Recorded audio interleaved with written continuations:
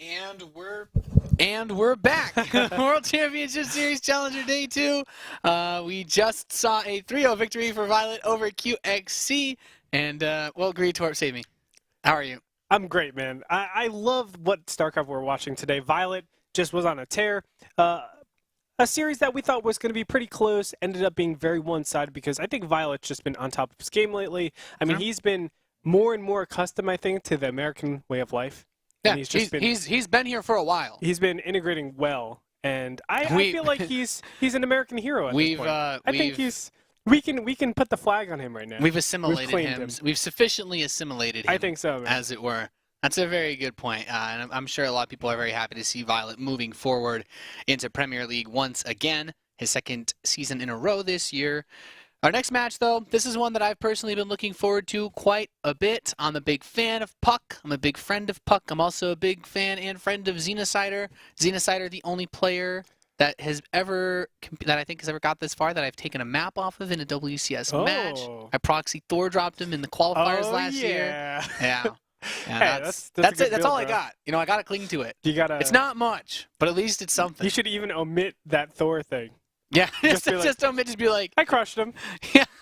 Well, I mean, you know, Thors are pretty heavy. Perhaps I did quite. It's like Roddy always talks about beating MMA, and he's like, yeah, I beat MMA. Void Ray rushed him. I was like, wow. Good job. And it was back in like Wings of Liberty when like if you got your prismatic alignment basically charged up. Oh, when you could get like flux veins probably too, so that the Void Rays moved like faster than Phoenix. So it was the point where it's like, okay, cool. Well, I beat Huck too. I had Cyclones. It's still a very good series that we have coming up. Both of these players very confident. puCK telling me he's like Nate, I'm gonna win. He's like, I'm not gonna lose to Xenocider. I'm not gonna lose any maps. puCK told me he's going to 3-0. Xenocider has been tweeting, hey guys, what do you think the score will be? 3-0 or 3-1? I'm not sure yet. If I want to lose a game, I'm like, Xenocider. What do you think, Nate? How are you feeling with this? Honestly, puCK's track record in WCS has significantly favored him against Zerg players. His PvP's been shaky. It's been like hit or miss. But his PvT has been the matchup that's bothered me the most when I watch him play. Like, I think about series that puCK's played against guys a lot. Like QXC is one of them. He played against QXC quite a few times in the last year, and QXC definitely took the better side of most of those matches. I think Xenocider is also the kind of guy that plays super aggressive, super fast. He loves to get in your head, and puCK is the kind of player that if you get in his head, like puCK is, I think, more susceptible to tilting than a lot of other Protoss players. Very emotional guy. Yeah. So I think that this is really comes down to puCK has to remain stoic in the face of the young, cocky Xenocider, because that's what Xenocider's known for. You know, I talk about it. It's these young whippersnappers, especially from EG, man. These young whippersnappers playing WCS. They play so aggressive. They know how to really put the pressure on. You know, and they really know how to keep the pressure up the whole game. We've seen it so many times with Xenocider. He just once he starts getting his medevacs out. It just does not stop until you're dead. Yeah, Xenocider, I expect to see very aggressive play out of him. Let us know what you guys are expecting. Hit us up on the Twitterverse. Reach us at StarCraft on Twitter with the hashtag WCS. We love reading your comments, your feedback, you know, and all the wonderful things, and all the insightful feedback that you guys give us in the Twitch chat during the matches as well. But we're loaded into map number 1. It's going to be Vonnie Research Station. All right, let's do it, brother. In the top middle position as the red Protoss, it is the flip side puCK. Oh, gotta. You could flip a puCK, you know. It's happened probably billions of times in history, maybe millions. In the bottom position, starting as the blue Terran player from Team Evil Geniuses, he is Xenocider. He was like one of their latest pickups, although it's been a while since they've added anybody to the StarCraft roster. He's also very young. Yeah. If you guys haven't heard, if you haven't followed Xenocider too much in the last few years, he was that guy that streams like #1 Terran ever on his stream title, but then his mom shows up in the background. He's like, "Did you do your homework?" It's like because he's in high school. Yeah. It's just like, why are you playing games again? It's like, I'm trying to qualify for WCS, Mom. It's like. To be honest, I didn't know about Xenocider before he was picked up by Evil Geniuses. Didn't really know. Well, I knew of him, but I didn't think he was like Evil Geniuses caliber at the time. Okay. And then I started watching and analyzing his play. I was like, wow, this guy's good. couldn't believe mean, like how well he can micro and macro. Xenocider's had one big victory. I think he played in, it was, I believe, a Taiwanese tournament shortly after getting signed. I think he won something like $10,000, which was, you know, obviously a really big achievement for him. Oh, and yeah. something that makes missing maybe a homework assignment or two a little bit more acceptable. You know, it's like, I got 10 grand, okay.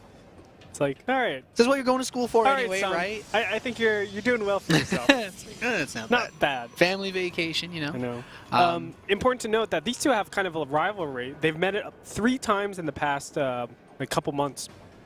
Most recently in Legacy of the Void, where puCK got absolutely smashed. But in the Heart of the Swarm games, they're actually 1-1 apiece in their series. Okay. So this is like the rubber match. I was gonna say, like, mentioning, I mean, like the beta stats for Protoss. I'm like, oh, great Torb. I mean, Aww. if you guys haven't played the beta or haven't seen it, right now Protoss is, or at least in the beginning, was in a little bit of trouble. I think it's something that's been developing. I've had the pleasure of getting wrecked by puCK on the beta ladder as well. Yeah. But I do believe he's been focusing a lot on this match. He told me, actually, when I gave my initial predictions for this series a while ago, I was very concerned about how I expected puCK to be able to perform, and he was like, Nathan, so you got faith. He's like, I'm going to wreck Xenocider. I'm going to practice so hard for this match. I'm really, really excited to see what comes of this because Xenocider is an aggressive player. I take some of my builds from Xenocider, and as we can see, he's doing something that's pretty wild. He's gone for a crazy fast factory. This is most likely going to be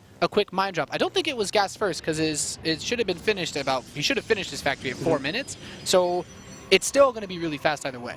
I think so. And he did do this against puCK in one of the recent show matches, and I know for sure that he analyzed that game and saw exactly what he did and how he did it. So a lot of the preparations that puCK did, he knows what his opponent can do, and he kind of expects a lot of the stuff. We'll find out because, you know, this one-base stuff can get a little bit tricky, especially against like Twilight play. Well, I really like the multiple stalker opening from puCK because this little marine push out something that I like to do on ladder. I know a lot of Terrans like to do, and they're very good if your opponent only builds one stalker. But since he's got multiple, he can park both on the top of his main ramp. And the best part about builds like this, even though he doesn't have a fast robotics facility to deal with the mine drop that is coming, he's thinking more prevention at this point, using the stalkers to prevent the mine from being able to plant. And for Xenocider, it's all going to be about finding a position, as this is the kind of build that can win you the game in an instant if you're the Terran player. Yeah. All you need is one good connection. All you need is to get your mine planted in the right position. Yeah. And what do you really have as Protoss to offer as defense? You have to wait so long. I mean, he needs a Forge out or a Robo out really, really quickly here to be able to deal with his opponent. Yeah, he has to stop the mine from planting if he doesn't have a Robo facility. Without detection, that's the name of the game. And this is actually getting increasingly risky to be out on the map like this because puCK, as strong as he could go for an attack, he really can't afford to let this mine get anywhere where it can be tactfully used. Like, he could pull probes away from the natural, but if the mine's able to relocate, it still gets tricky. Does puCK see it? His probe went under the medevac. I didn't see like the red highlight just yet, so I don't know if puCK is able to actually see what's coming on. Also, the 2 Hellions is offering a huge problem as well. So the Hellions are going to go into the main. The mine drop is going to go into the natural. Or no, maybe both of them go into the main base. We'll find out. He's waiting to see which Nexus gets overcharged, and now puCK has to make a very tough call. He's like, okay, I'm going to move my probes away, but the mine, is he going to target? Okay, targets, but only gets 1 probe there. The Hellions still kill quite a few probes. 3 now. Oh, boy. That's quite a few probes that he's been able to pick off with the Hellions. And yeah, he has managed to push all of this back, but he picks up the mine, and I'm sure Xenocider will be back to go for more drops later. Just now the cannons are starting to defend against this, but like, he's just going to snipe a probe, pick up. He's like, yeah, I can micro. Wow, it's actually not the worst position for puCK, though. If you look at it, 34 harvesters to 29, and he's on 2 bases where, you know, Xenocider is just now getting his own base. So it's not like he has double mule production. I feel like puCK is slightly ahead here. A good number of these probes for puCK still aren't mining, though, because he has to wait for that cannon to finish up to get the mine. Yep. One thing that I do like is he's got blink. He can actually go put pressure on the map if he's able to deal with these drops. But that's kind of where Xenocider, I think, still keeps a little bit of an edge. As long as those medevacs are a threat, puCK can't leave his base. So his blink he can't really use. Xenocider is going to have a very, very late stem. Xeno can't go for a killing blow anytime soon. I mean, the cannons offer a lot of defense, though. You can't overlook that. The cannons just being there stop immense amount of damage from being done to the point where you still have production. And look at this, Xenocider is a little bit late with all of his stuff. He is getting his upgrades, he's starting to get Marauders, but isn't going to be enough in time. We can see the units tab, 7 Stalkers out on the map, and he has stuff to really threaten his opponent. Yeah, well, this mine will be able to plant, and I think it's just outside the range of the cannon, so he gets 5 probes so far with this drop. The overcharged Nexus will be enough, but let's see, can puCK actually deal some game-ending damage across the map? He's pulling SCV, Xenocider gets the Marauder out, Marauder is focused, puCK just needs to blink and blinks aggressively on top of the rest of the Marines, preventing them from running back into the bunker, but more Bioforces are going to finish during all of this.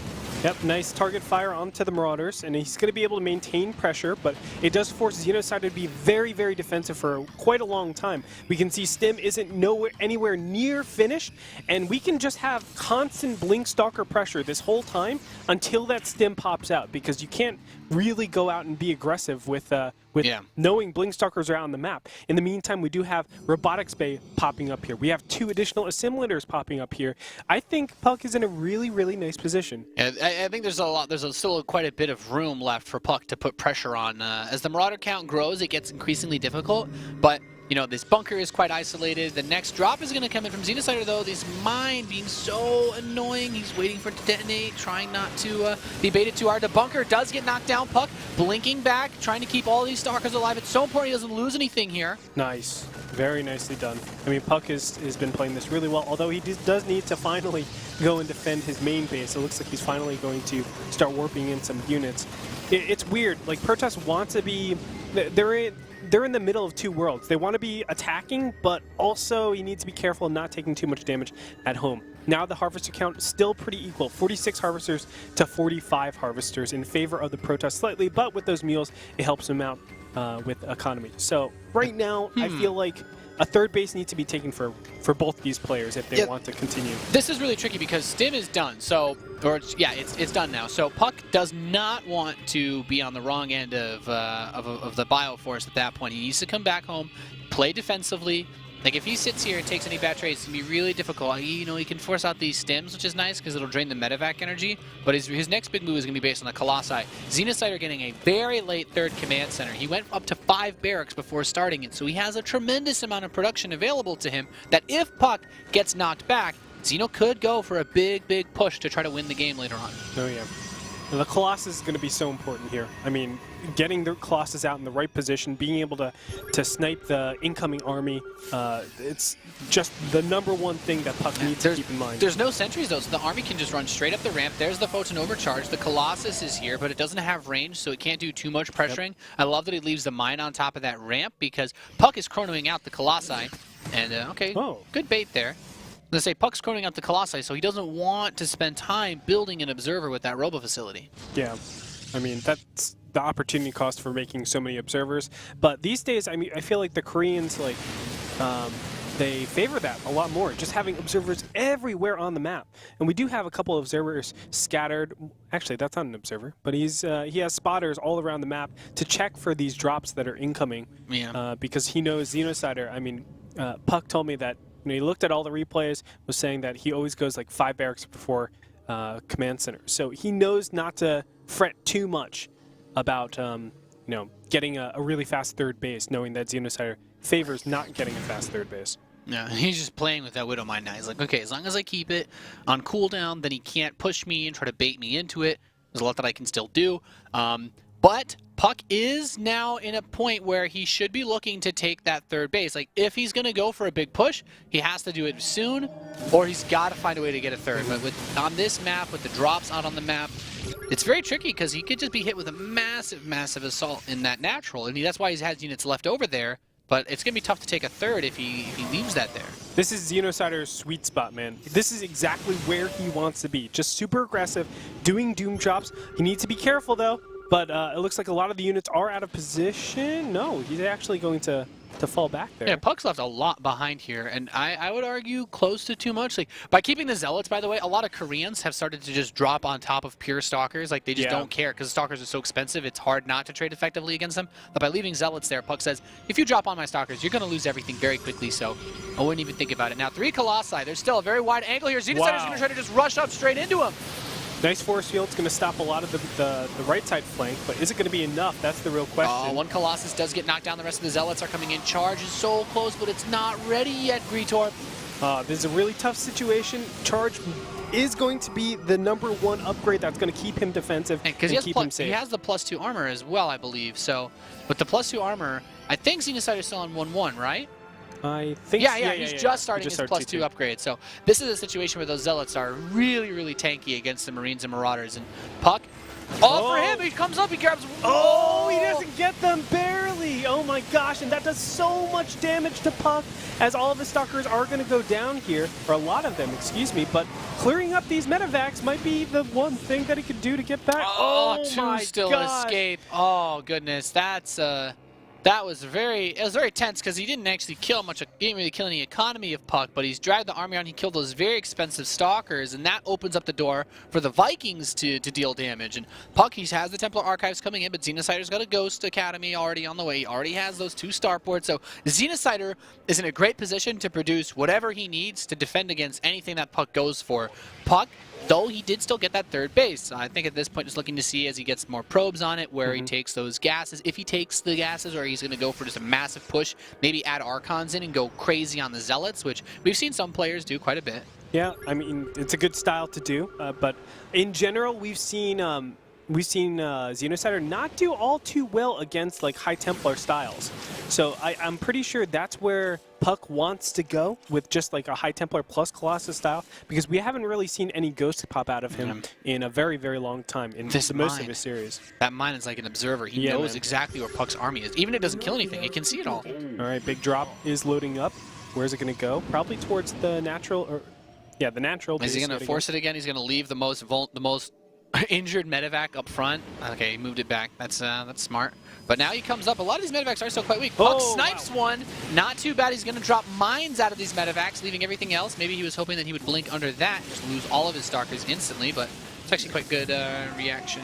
Very intelligent, by the way, of Xenocider. He could have actually dropped all over on the main base, but he realized, wow, that's right in the middle of where the units are on the right-hand side, and of course the units, the main army over at the 3rd base is where I have to be really, really careful of. So he said, no, I'm not going to drop here. Let's just back up and maintain our units as best as possible. That's the smart decision out from Xenocider. Now, puCK is moving into the dream composition now for Protoss, that Templar Colossus, which, as a Terran player, I think a lot of us struggle against this once the Protoss is able to max out. It's a very powerful army comp, but it comes down to a couple things. puCK is going to want to keep his Templars spread out.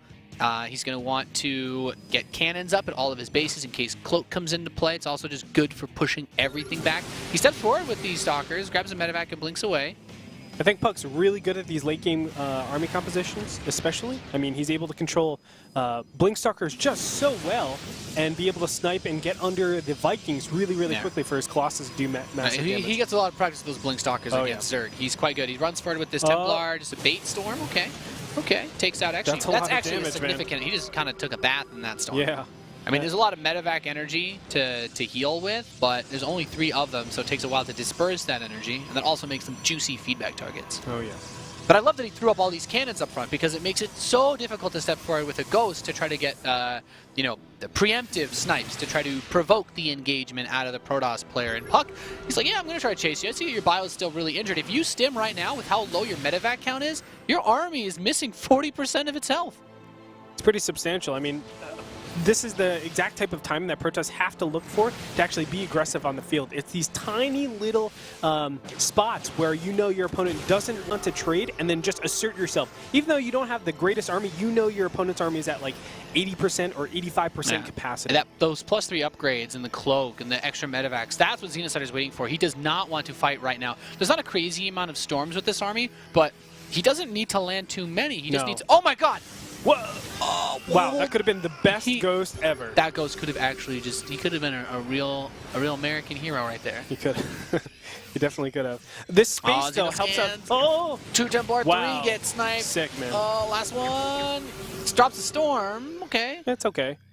The space is exactly what you want as Protoss because it gives you more room to back up and storm, which is the ideal position. So what puCK wants to do is concentrate on taking as much space as possible, but he had to back up because he just felt way too scared. His army wasn't big enough in general, and he didn't have all of his High Templars in the right position. puCK actually steps forward, forces a big stim out of that army. There's not a crazy amount of Templar, but these... oh, I love this. His Stalkers run forward. He tries to grab a Ghost if he could. Maybe a Viking. I think a DT was warped in. I don't know if it was actually able to get in anywhere. But puCK trying to go for some harass behind all of this. And here just using a few Marauders to try to clean up. He's using just a low enough number of units that storming it can't really be that cost effective. Great EMPs on the majority of the units. Probably did like 600 damage right there. And the units are step back though. Oh, 2 medevacs are going to get picked off. This is really nice for puCK. Cleans up a few of those bioforces at the same time. Man, I mean, these two players are so evenly matched at this late game. But no, one little mistake and a lot of Vikings might go down here. All right, so be very careful. Get some EMPs on the Stalkers and Zealots, but still nothing really substantial there. Just going to punish really, really quickly if Xeno's ever out of position. And now a big drop. Oh, I love this. Defensive Dark Templar is going to force him to scan if he wants to be aggressive here. He still has the Templar, the feedbacks on those juicy medevacs. There's the Storm 2 on top of the bio. The DT's running okay, so he's going to scan to pick these off. And now just needs to warp in. I think this is something where... Well, actually, he's still moving his main army across the map. Yeah, I think puCK just goes for the counterattack here, takes out the 5th base, takes out the 4th base. I mean, this natural over here on Vani doesn't really matter. Yeah, he's just saying you don't have infinite number of scans, do you? Because I'm just going to keep warping in DTs back home. puCK has a massive bank, actually, so he can remain max. He's already replacing his robotics facilities outside, and I'm not actually sure if this army is big enough to defend for Xenocider. I don't think so, man. With good storms and well-placed High Templars, he's going to be able to deal with this really, really well. We're just going to find... No, puCK actually backs out and doesn't go for the 4th base. Instead, just tries to clean up the top, take his own 4th or 5th base, whatever you want to call it now, and he's going to be pretty good. Yeah, puCK's decided he doesn't want to risk losing the game by making a push. Because puCK's getting a 5th base, he doesn't actually... need the resources in that natural. He can move the probes over to the 5th and still be efficiently mining. So it's not the end of the world there. He's added up on a half a dozen cannons. And, cannons are so good, man. Cannons are actually phenomenal in late game PvT because it makes it so difficult to do anything that involves bringing SCVs, running up to snipe Colossi, running up to snipe Templar. And in this scenario, there are a couple Templar that are exposed, but he has the detection as soon as he gets too close. So the Stalkers run up, he grabs one of the Ghosts. And really, you don't need all the Templar. You just need 1 or 2 Storms with the rest of your force. And it's it can be really easy to just sweep a Terran army like that. It's not the right blink he was looking for. No, not but exactly. Now a big engagement. Will he be able to kill the Vikings in time? The Vikings are going to town on this Colossus. Hey, he's doing a really good job of kiting the Colossi, actually. The Templars do get it. One nice Storm off. The Storm hits the Zealots at the same time. puCK is trying to work in a couple of extra Zealots to reinforce this. I'm mostly waiting to see that production on some more Colossi or something else back home. The High Templars, though, are the ones that, if they ever get in range, this is such a battered army. Like, they're all in the red and in the orange. Not a great position for Xeno as he's forced back. He's got so many planetaries, man. And look at the way that this, with the production in this orbital, creates a choke points everywhere. Like, Zealots pushing into this, it's not going to work. You can't push with Zealots. You need to finish the game with Colossi if you're puCK. Otherwise, Xeno can always retreat here. Or, I guess, you can choke him out because Xeno is still stuck on those original 4 bases. Goodbye. Now, this is actually a push to deny a gold base or kill a gold base, but there is none. Xeno is actually... Oh, wow. Oh, EMP hits nice on the Templar. Oh, boy, he's even getting the sentries now, too. He can't force heal him away. puCK's going to lose some units retreating here. Leaves a DT behind to say hello. I mean, the Archons are very powerful with the Zealots. I will say this. If there's one thing I think that a little bit of a mistake by puCK was, he don't believe he ever got his +3 upgrades for those Zealots.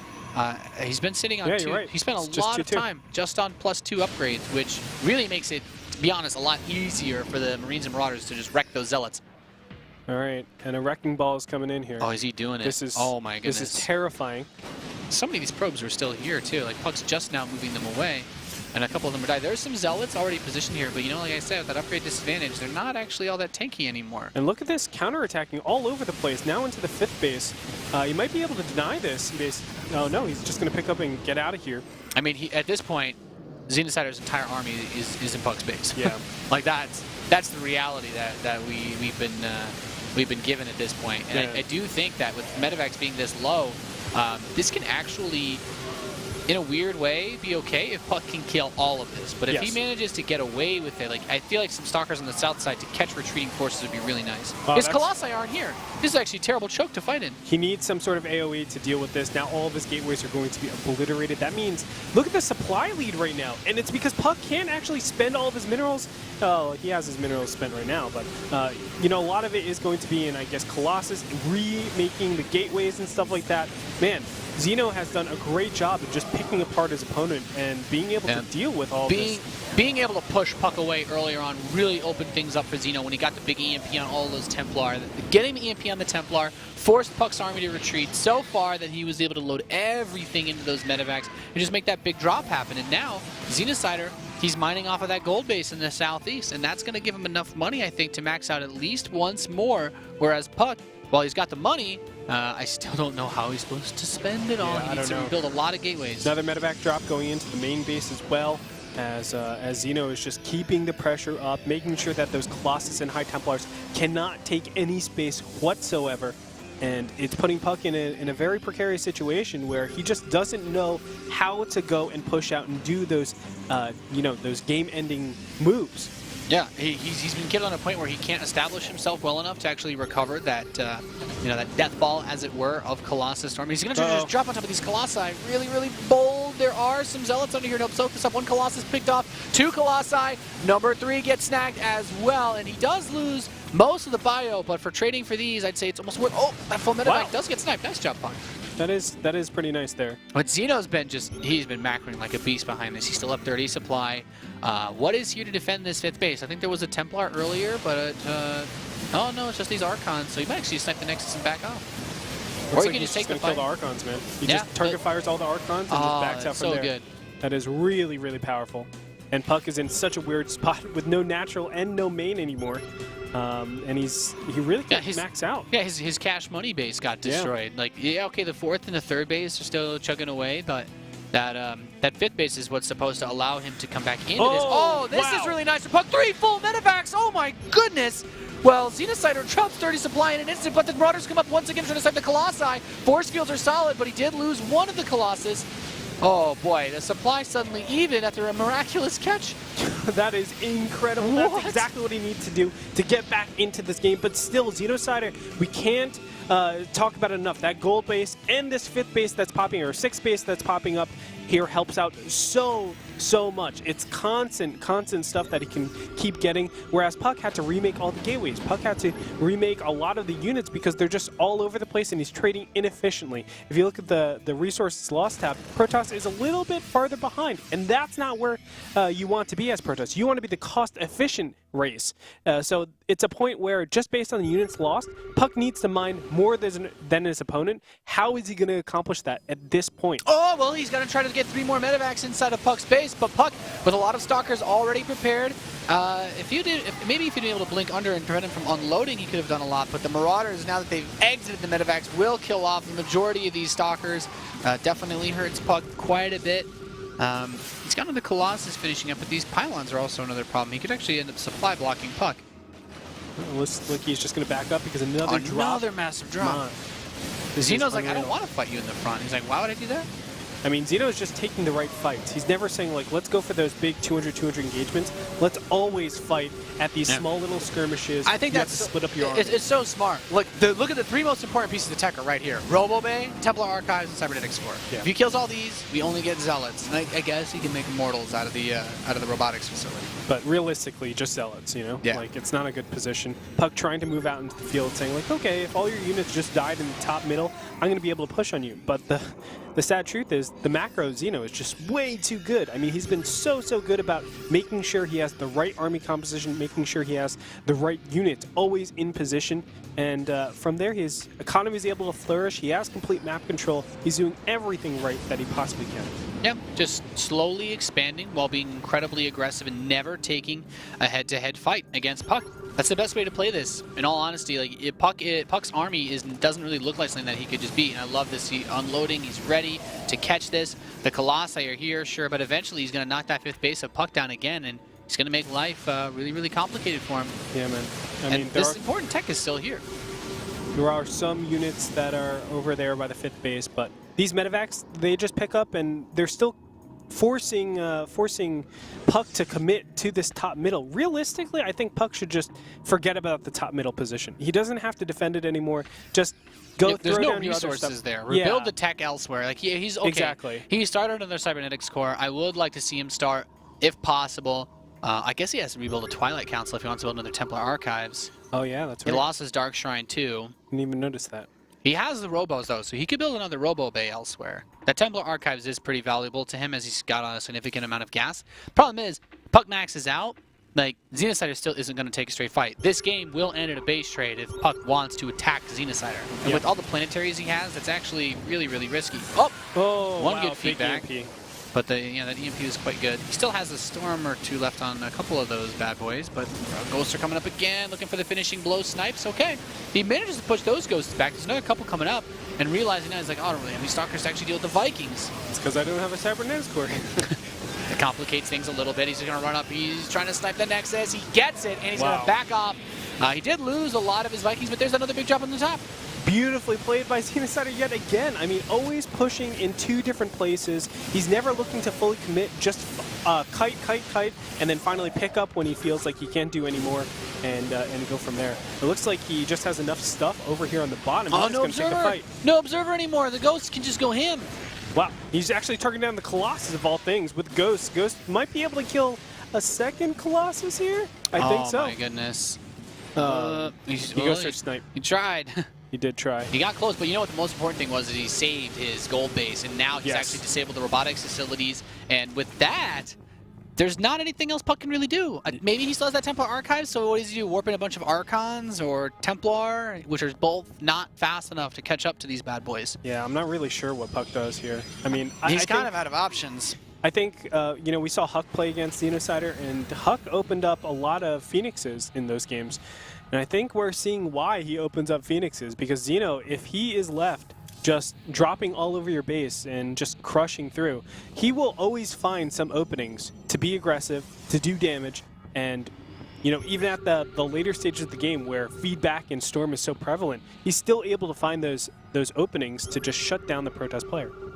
It's really quite incredible. He has not taken a massive straight-up engagement without having a drop somewhere at any point in this game, and that's the brilliance. puCK hallucinated a few Colossi, but this scan, like Xenocider knows now. He's killing probes on the left side. He's actually dropping mules on puCK as he continues to push forward. The Manor Mules dancing his Marines and Marauders as he grows into this fifth base once again for yet another snipe Greetorm. Wow. And that's going to be the nail in the coffin, I think. I mean, puCK is staying in here, but he really doesn't have much else. It's 193 supply to 96. puCK's just going to do the last engagement here and tap out. GG Xenocider will take game number 1 in a really, really exciting match. I mean, these two players are playing some high-level StarCraft. That was just really, really back and forth between both of them, and really it was all about Xenocider just constantly poking and prodding. Yep. puCK was very solid from the earliest phases of the game. He didn't take critical damage. He lost probes here and there, but he did a good amount of job counterattacking. It was just Xenocider just kept poking him. He was like, are you vulnerable here? It's like, okay, there's a bunch of Stalkers and Zealots. No. Now, Cannons and Templar. What about over here? It's like, oh, well, there's nothing here. Well, this is where I can make a big drop. And then Xenocider jumped on those opportunities and really capitalized on the fact that puCK's army can't be everywhere at once. You know, and that's part of Vani Research Station, too. I mean, you have a lot of little abysses all across the top and the bottom from the main and the natural. And you could just park medevacs there and just be wait. a threat. Yeah, just like, okay, maybe my medevacs won't kill you now, but they're here, and as soon as I see you step into the middle of the field, I do a big drop in your base and force you to come home, which is exactly what happened. Exactly. And I think that's why a lot of people just like are so scared. We see Phoenixes on this map a lot more often than I think a lot other maps, just because they want to shut down that pressure. But also, who's been, you know, a really good Phoenix Colossus player? I think Jim is like the only person. And other than that, it's just so hard to control that. Some really players in the Korean scene have started using it a little bit more, but it's still very tricky. I think I didn't catch the game, but I heard someone like whining that like Myung-sik did it very recently, like made it look like stupidly good, but it's not the most popular style yet. It's just very hit or miss, honestly. Like, some people make Phoenix Colossus look really good, but when it doesn't work, it just looks terrible. Yeah, that's the nature of that style. Since you don't have any gateway units, like, you're super flimsy if they actually get your Colossi. Yeah, that's why it's very polarizing. Where it's either you're super far ahead and you win the game, or you look it looks silly almost. Yeah. The next map is Echo for Terran versus Protoss. A lot of choke points. I think this is a map where those Colossi and Storms are going to be even better than they were in the other one. Yep. And not as much play. You can't hide behind the main really with Medivacs. You can't hide behind the natural really. I guess there's a space to the east of the natural, like if you're in the top left, or to the west if you're in the bottom right. But yeah, it should be I think an easier map for Protoss to play. I think so. Yeah, Protoss like this map a lot more than Vani Research Station. I think Vani Research Station is probably one of the toughest. We saw that like 180-degree surround in because the third base was so open. And Puck defended it, but he still lost like 2 Colossi in that. And if that's an Echo third base and you try to push that bio through that, you lose you're the gonna have game. a bad time, bro. You're gonna basically be like me. You're just gonna lose everything in 3 seconds and be like, why is Protoss so strong? It's like, well, maybe you shouldn't attack into choke points that are smaller than your thumb between your index finger. Exactly, man. Puck is actually giving a little bit of talk back to Xeno. He said, Xeno, don't get too excited. I win more series when I lose the first map. Oh boy. You think Puck studied his own statistics? Just like it's like but Xeno's like actually you start off 1-0 and then lose no, I studied my own losses. Like, oh man. I'll take it. But yeah, I mean you can clearly see Xeno once he's in his element, he's like good to go. Once he got the ball rolling. Yeah, I mean, I think for sure whenever Puck is able to use Blink Stalkers, that's when he's in his element. We saw that in the very beginning stage. We saw that in the mid game stage or the end game stage as well. When he was taking a lot of damage, but then he was behind. He got Blink Stalkers, he got High Templars, he got Colossus, and he just was able to shut down. That game can turn on a nail really quickly if Xenocider lets that mine get too close to where the cannon's range is and he kills the mine. Oh yeah. Then he can't come in for the follow-up drops, which killed a lot of probes, even though he had to pull SCVs. And on top of that, if Puck is able to focus entirely on the aggressive port of the Stalkers, maybe he makes more Stalkers. Maybe he doesn't lose 1 or 2 here and there, and he actually just kills Xenocider, because that's one of the things that makes Puck so strong in PvZ. He's not really a Blink Stalker all-in type of guy, but he is so good at those defensive blinks backing away, it's almost scary. There's a lot of people these days that play this this style where it's you're doing one thing and you're doing that really well. Yeah. So it's either you're going all economy. We talked about it yesterday where players either go all economy or they go all attack. Yeah. And that middle range is actually really hard to master. And I think Puck is the type of person that loves to fiddle with that area. He loves to just be in that area and say, well, if you're not defending nearly enough, I'm going to be able to attack you with this pseudo all-in. And if you're not macroing enough, I have my third base. I have my fourth base starting. I'm able to keep going in economy and outplay you in just macro. It's very interesting because it's just like Puck is, to me, not the guy that gets crazy aggressive at the start of the game. Xenocider is. We saw that from his very fast factory mine drop in just that first map. On Echo, I don't think it's... I mean, the main base is still within a reasonable distance of the main ramp to the natural. I think the natural nexus can actually hit the ramp with the photon overcharge. So going for any type of mine drop play like that, not as big on this map. Yeah. I'm thinking that Xeno could open up Reaper this game and just play standard. I think Reaper is probably the most standard. We've seen Xeno, honestly, I went through a lot of his replays. We've seen him do Command Center first. We've seen him do Reapers. We've seen him do just gasless fast expand. We've seen him do one base play. That's another big problem about Xenocider. It's just he's not predictable. Now he's got too many moves in the playbook, and this guy needs to figure all of it out. He needs to win. Well, he's got to win 3 of the next 4 games here as in the top left position. Representing Flipside Tactics, he is puCK. And his opponent already up 1-0 in this best of 5. He is the evil genius, Xenocider.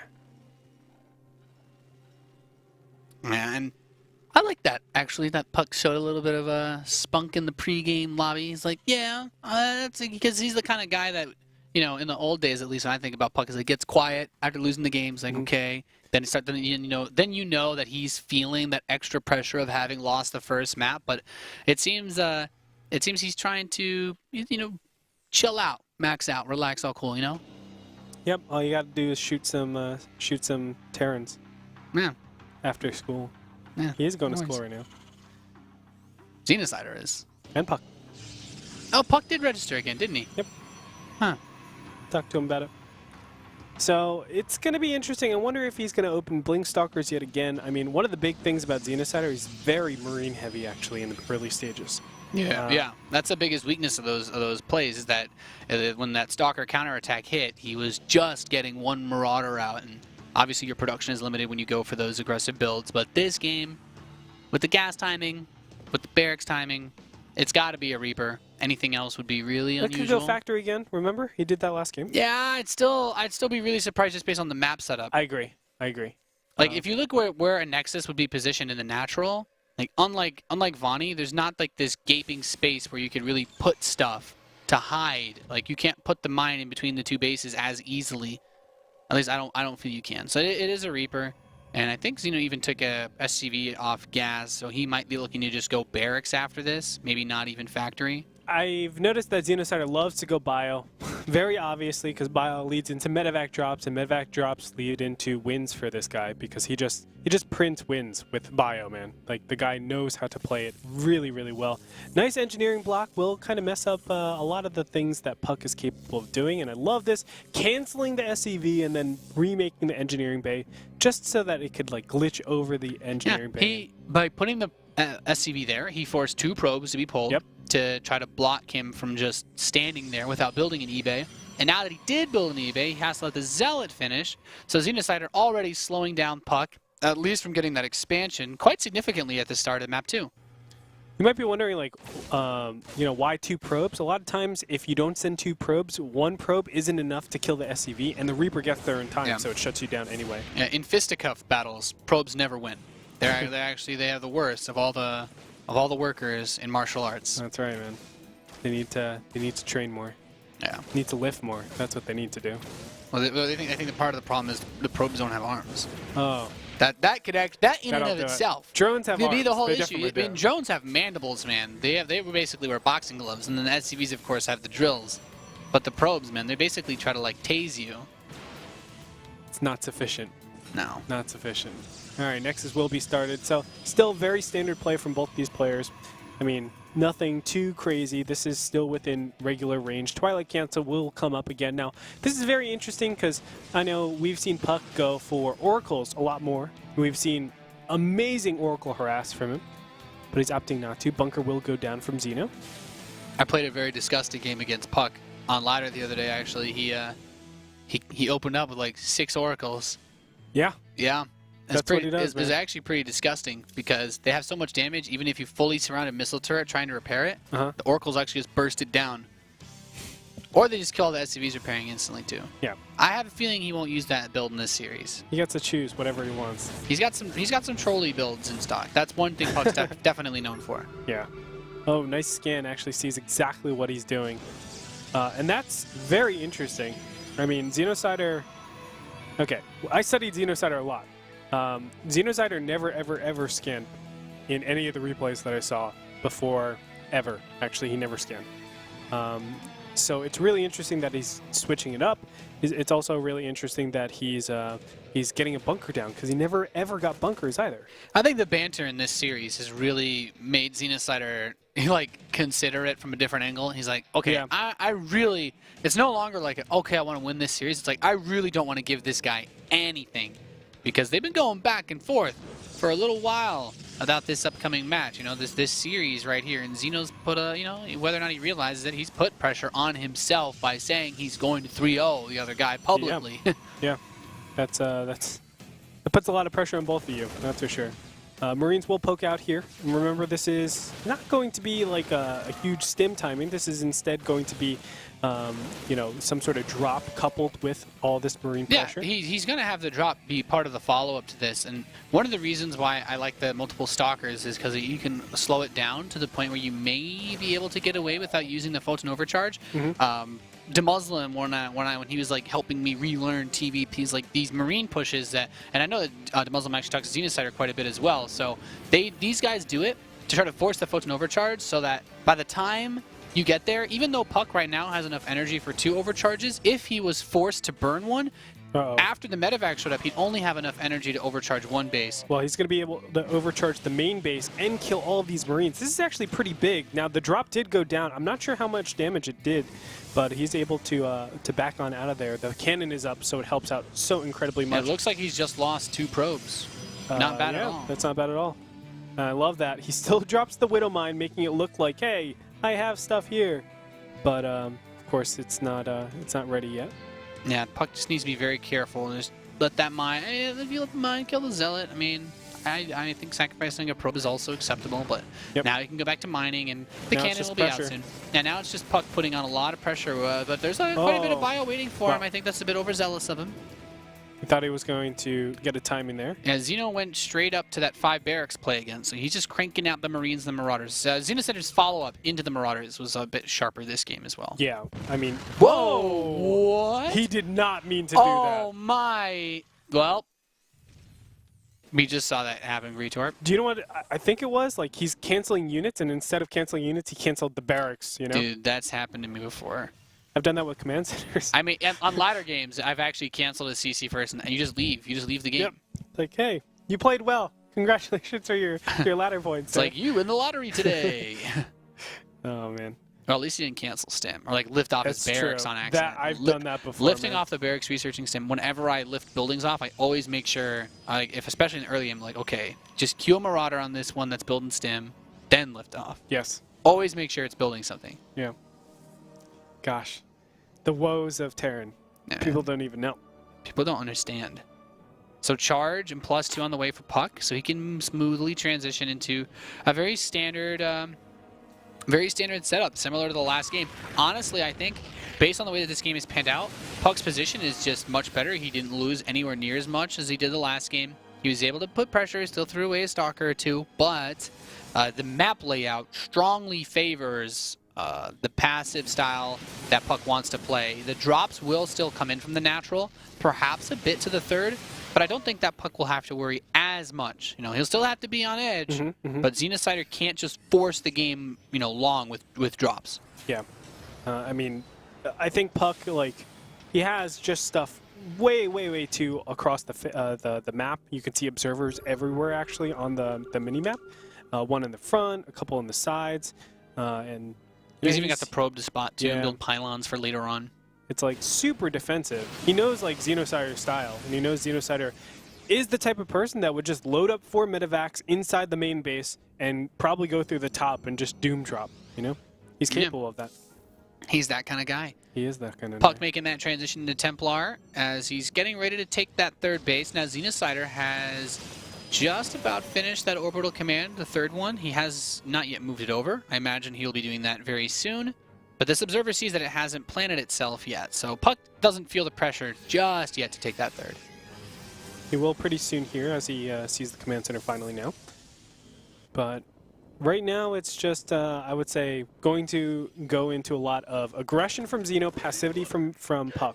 puCK doesn't really have any ways to push out here, especially with getting Storm really early. This is going to be a 14-minute, 30-second Storm. I mean, that is super quick. He's trying to just say, hey, let's calm the game down a lot. You know, let's make sure that you're not able to really push on me. You're not able to do an SEV drill. Yeah, he's actually pulled his SCVs. He's just going to try to kill him right now. He's going to try it right now. Ooh, I'm actually quite surprised by this. I think this is a scenario where puCK just needs to realize what's going on, cancel the 3rd, and just pull back. Yep, I think so, man. Pull back into your natural, or at least let him take some hits. The 3rd isn't close to finishing, so he doesn't have to worry about defending it. But there's the scan. Xeno's getting ready to push up. Some force fields lock him out. There's the Photon overcharge, and Xenocider just thrown away. SCV's like, yeah, you're going to cancel this 3rd, but you're losing a lot of economy. And I think puCK could actually try to step down his ramp after this too. Like most of that meat shield is gone. Now the Vikings. Okay. The force fields block out a lot of this. The Colossi are still intact, but he's on the low ground now. He's out of force fields. This is where it gets tricky for puCK. You know, charge +2 helps out a lot. He's going to blink under the Vikings, trying to kill them in time, but the Colossus are just they die. They evaporate way too fast. Oh, he lands the Vikings. I think this is still a scenario. Oh, another Colossus. Big Daddy shows up. And these Stalkers need to get rid of these Vikings super fast. No, it looks like he's just going to disregard them, go for the units. I mean, the upgrades are still pretty good for puCK. Remember, it's +2 against 1/1 at this point, so he does have that upgrade advantage with the Zealots. Is it going to be enough, though? That's the real question. +2 with Guardian Shield. It's very difficult to kill the Zealots, so they're able to get on top of everything. The Vikings are going to land again for Xenocider. puCK needs to retreat. He's on a Zealot. He's got to blink back. puCK, run. There he goes. Okay, he's got a Templar here. He's just waiting for enough energy to get Storm out. He does not have a Mothership Core anymore. He cannot force an overcharge. He doesn't have any Colossi left. I don't believe there's any Colossi in production. puCK's got a bit of money though, so I imagine he's just burning out his Warpins as fast as he possibly can. I love this blink forward. Grab those Vikings so he can go back into Colossi too. Very cost efficient for puCK right here. I mean, it was a lot of back and forth trades, but you can see he's chasing throughout so far. all of this, not only was he able to kill a lot of Vikings here at the end, look at the third base. He still has that going. He remade that during all of the, or puCK's third base, I'm sorry. puCK's third base, it started during all the commotion that was going on here. So he had a lot of due diligence to say, okay, you're going to back off of doing this all in. I'm still going to kill a lot of SCVs, even though Xenocider, what a guy, still up to 64 Harvesters after losing so many. Who builds SCVs while they're all-inning? Who does that? Damn it, Greatorp. I didn't think it was possible. I didn't think it was possible, man. Yeah, if there's one thing that is different this time, though, it's that the Ghosts are not out in time for the Storm. So if he wants to be really aggressive here, he's really playing with fire. Okay, there's the big drop. He left a mine behind. Okay, one of the Medivacs gets snatched. That actually really diminishes the power, and he's going to turn around because the Medivac he got was full. So there's only one out of all those, only one that actually has units in it. It's kind of crazy, man. Like, that's a really solid hold. Xenocider could have put pressure on, but I think he's just like, wow, losing one Medivac, that's a lot of units. I'm not going to really have enough destructive power to do stuff. I mean, at this point, Xeno should be worried about a counter push. Like, his 2-2's just starting. There's still +2 with charge. Like, I think this is a scenario where, because there are no ghosts especially, the Ghost Academy is done, but they haven't even started building ghosts yet. Like, puCK, I think puCK could actually push and kill him. Like, the only thing he has to worry about is the drop, but there's really not a lot here. Ooh. Yeah, I think so. I think like he leave just a has few such units a good at home, composition advantage. go push. Yeah, there's no Vikings, there's no Ghosts, it's just Marines, Marauders, and yeah, there's 7 Medivacs, but a couple of them are on the other side of the map, so they're not even that relevant. And he has a good warping spot too. If he can actually get rid of these Medivacs, it would be very advantageous to actually congregate all of his units together. He is currently supply capped, which is so brutal, but it looks like he's going to get rid of that very soon. Templar is going to lead the charge here, and they are just going to clean house. Nate. Yeah, he can try to dodge the storms all he wants, but the Colossi, Zealots, and Stalkers are going to continue to wreak havoc on this army non-stop. His army's starting to split up a little bit. He's pulling SCVs from the third base, and that Archon, he doesn't want to lose that. Once it finishes, of course, it will wreck SCVs. There's another Warpin of Zealots coming in to reinforce, and Xenocider trying to defend with everything he has, but puCK is up 149 supply to 90 now over Xenocider, microing that Colossus around, saying, yeah, catch me if you can. You got no Vikings. Wow, beautifully played. Beautifully played. I mean, Xenocider even brought in the drop all the way from the top left-hand position. I believe that puCK still had all of his units over there, so he wasn't attacking with full force, still able to get it done with a great composition advantage. That's the power of getting those High Templars super fast. I mean, I feel like Xenocider hit the perfect timing attack when Storm wasn't finished yet, Templars were out. That's the moment that you usually look for to try to kill the Protoss player. But on that map, you know, that ramp really reminds me of Habitation Station in that, like, if you try to push up that with the SCV pulls, it's very difficult. Like, you're gonna have a bad time. It's only 2 force fields to block. Like, on a map, like, if I was gonna draw a comparison, Merry-Go-Round has a bigger ramp. Yep. It's easier to do SCV pulls on Merry-Go-Round. Antigua Shipyard. Antigua Shipyard, the dream, of course. Easier to do SCV pulls on maps like that. But on Echo, no. And I really like that you pointed out that despite the fact that he had to cancel the third base due to the push, he immediately rebuilt. He must have like had a probe sitting there. I know. But it was over halfway done when the push was like finally like stumped back. Think how much you have to read into the spot. You have to realize that that's not that many SCVs to be pulling. It still is a lot, right? Yeah. There's still like 20 SCVs that were pulled. But you have to read that your opponent is still continuing to SCV, realize that you can defend against the attack and afford the 400 minerals, and then plant it, and then actually execute. That's third hard. Base. A lot hinges on that third base, because if puCK doesn't get that third, if he starts it after the attack is over, then Xenocider, I think, has enough time to build up the forces that he needs, because he has the 3 command centers. He starts to spread the SCVs out and rebuild them, as you mentioned. But really intense game. That's quite good. It's crazy because like puCK didn't have the supply advantage. It's a really interesting dynamic that Protoss versus Terran has, because you can have like composition advantages, you can have supply advantages, you can have upgraded advantages, and each of them have their own specialty when you're playing out the game. And each of them can win you the game for either of the races. I think what's really important, and most of the time when you watch like top tier players, you watch Codes players in Pro League, when playing TVP, when you're facing situations like this where you have SCVs being pulled, a big full assault, a lot of it comes down to whether or not the Protoss, not so much Storm, but the Zealot upgrades, the charge and the +2. puCK, because he opened up with the Blink and the Forge before his Robo, he had that +1 armor so fast that he was, and the Blink so fast that he was able to quickly transition into +2 and charge. Those upgrades alone, like the warp and spam of the Zealots, SCVs don't do any damage, especially like at that point the Zealots have 3 armor. It makes it very difficult for those +1 Marines to kill them as well. I think Huck said it in a recent interview, or on a show with Desero. I think that how you stop like a lot of those SCV pulls, he's always like, oh, double upgrades is a good way to stop it, because you just warp in a lot of Zealots and the Zealots just stay there. Zealots are really, really good in situations like that. And the difference between, I mean, there is a difference between 2-2 and 0-2. Don't get me wrong. The Zealots do a lot more damage when it's 2-2. But really, you want that tankiness. Yeah, so that the Stalkers and the... Exactly. Yeah, and Zealots still do a lot of damage on their own. Yeah. Like, he didn't have a lot of medevacs at that push. I mean, even with just 1 armor, it's still 14 damage each swipe instead of 16 damage. The actual percentage difference isn't that much. It's 1/8. That's it. 12%. Really, really tricky. We are playing map number 3 out on Coda. We are just about loaded in and ready to kick off map number 3 here. You're watching the World Championship Series, North American Challenger, Day 2 in the top left position, spawning as the red Protoss player representing Flipside Tactics. He's puCK. And in the bottom right-hand position, the blue Terran representing Evil Geniuses, it is Xenocider.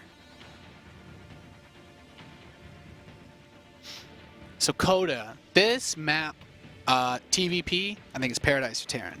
I actually really like the current map pool for Terran, man. I love, in some cases, it's like, it flip-flops for me for TVZ, because this is also really good for Mutalisks. But for Terran versus Protoss in particular, I absolutely love this map. You have an incredible amount of drop space behind the main, behind the natural, in front of the main, by the third base, like, and then the center of the map has like all these blockers of pathing, like this chasm in the bottom. You have the rocks on the left, the rocks on the right, the field of view blockers. Like, there's so much that you can just boost and zip around with medevac drops that Coda, I think, is going to heavily favor Xenocider's aggressive style if he chooses to play that way. It looks like, based on the barracks and gas, it's going to be another Reaper, which isn't bad. But in the long game, I do really like this map for Terran against Protoss. I think, as you said, harassment is really good, but straight-up engagements with Terran probably isn't as good because of all the chokes. Xeno's shown he doesn't want to do that anyway. Yeah, that's right. And I think Xeno has been having a really good game plan on just dodging those main engagements, because he knows puCK is really good at those.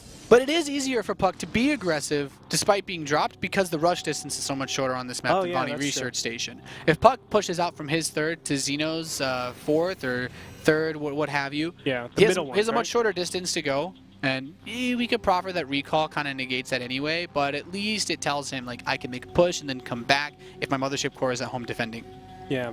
I feel like puCK should be taking the third over there because of that, and just to have those base trade scenarios. Yeah, as long as he keeps a healthy amount of stalkers, which he has been doing in the 2 games that we've seen thus far. Although at the same time, like that jutted out expansion does leave you very vulnerable, because you can go for the big surrounds. Your Nexus, the big surrounds. You need to have spotters on the left side. Then there's always the drop possibility. puCK pulls 2 probes again, try to stop Xenocider. Xeno isn't gonna eBay block this game because he's mining 3 SCVs on gas. It would actually ruin his build if he did that. Because what Xeno wants to do now is he's got the command center. He's gonna go for his depot. And then we're gonna see him get his factory. And he's gonna do once again that 2-base mine drop play, which is very strong. And if you didn't know, like, puCK has said in the past interviews that he's terrible about mines. Like, he's just not. I don't think any Protoss likes playing versus mines. Like, unless you like Rain in the old days when he basically just opened up Forge every game against Terran. He's like, yeah, I don't really want to play versus that. Let's just build cannons at the start of the game. Nowadays Terrans aren't even afraid of that. I'm like, oh, you got a cannon? Well, which half of your mineral line can I still hit the edge of? Yeah. it still like has the range to see it sometimes. And that's all you need. You only need one good mine shot to get a massive lead in this game. The same way that like the Oracle only needs to find one sweet spot if you're the Protoss being aggressive. The puck hasn't shown any Stargate tendencies in this series yet. Nope, not yet. And definitely is like a premeditated type of thing because, you know, he's so known for Stargate play, and then now he's switching it to 3 times in a row, Twilight Council. Remember, the series is 1-1 apiece for both these players, so we're down to a best of 3. These guys are fighting for a premier spot and $2,500. That's not not nothing. There's WCS points on the line for this. There's quite a bit that these guys are fighting for. The Reaper's going to come in. He wants to confirm what's going on. I think he... Did he see the Twilight Council in the corner? Maybe. Let's find out. Oh, he okay. did. That's nice. Wow. That's nice. But did he see the gateways? Dun dun dun. Well, I mean, you're going to go up to 3 gates anyway, right? So yeah. That's not Well, a huge it could be surprise. 3 gates, it could be 6 gates. That's true. There's that range, right? We don't know how all in he can be. And by the looks of it, puCK is moving across the map, very similar to how we've seen it before. This is a spot where these Marines can actually push you out of that center control and just sit there. Yeah, because they have the field of view blocker. Yeah. That really complicates things. puCK can't as easily thwart the aggressive maneuvering, because I still think what Xeno intends to do is, as his medevac moves out, then he pushes the main base with or the natural, excuse me, with the Marines. Wow, he's actually going a weird way around. Yeah, he's running around. I guess he's worried about an observer seeing him, and he would be spotted. Yeah. But maybe he's just going to chill here. Maybe the medevac pushes him over, or he's... I don't know. Xeno's doing something weird with his Marines. But puCK is already preparing for a counterattack. He's got a very fast cannon in the main. Maybe that's his main, or... No, he's building in the natural. So I guess the Stalkers are hoping to defend the main base from the first drop. He definitely needs something over there because he doesn't have a robot for a very long time. Now, that pylon is so aggressively placed. I feel like he has to be thinking about going for a counterattack, or this is just to spot a 3rd base later on, which is still pretty risky. No, I think he wants to put pressure on. There, the cannon goes up. Oh, here we go. First mine's going to burrow. Not in range of anything. Second one, nope. Okay. Doesn't get anything. Oh, okay. Detonates on 2 probes. That's okay. But now the natural expansion's under attack. Stalkers are coming up to defend against this. Oh, he attacked the rocks for a second. Bit silly. And I think, Blink's almost done, so he misses out on his chance to get that. Actually, maybe he just blinks on anyway and tries to chase. Yeah, okay. Well, puCK's going to do it, and he gets the medevac. Oh, you can't run. You're not fast enough. Wow. Picks it off. Wow, that is gigantic, obviously, killing and the cannon got both mines. So yeah. Unlike any of the previous games, Xenocider does not have that threat to say, I'm back. No. What do you do in this spot? I mean, you have to defend your main base and your natural at the same time. That's a lot of position, and you have no Marauders on the field. It's just Marines here. He's going to be able to just, if he kills this bunker, the game is most likely over here. Now he's just going to blink right on top of it, knocks it down. 1 Stalker picked off so far. All the SCVs from the natural expansion being brought. There's barely any Marines to defend against this, and puCK, he's not going to go for another aggressive blink. He's just chilling. He's going back. So yeah, I'm just going to keep blinking away from you because you can't kill any of this. You don't have any Marauders. You don't have Stim. Wow. And all your SCVs are dead. 16, 18, 19 workers picked off. And puCK's like, well, guess what, baby? My shields are coming back now. I know. And of course, blink is going to be reset, so it just helps out. The Stalker count gets just he's one-shotting the Marauders. Higher. It doesn't matter anymore. Yeah. He's killed all the units that were actually a threat to his army composition. More SCVs are pulled out of the main base to defend against this, and now puCK is just he wins. GG. Yep. GG. Xenocider taps out and puCK goes up 2-1.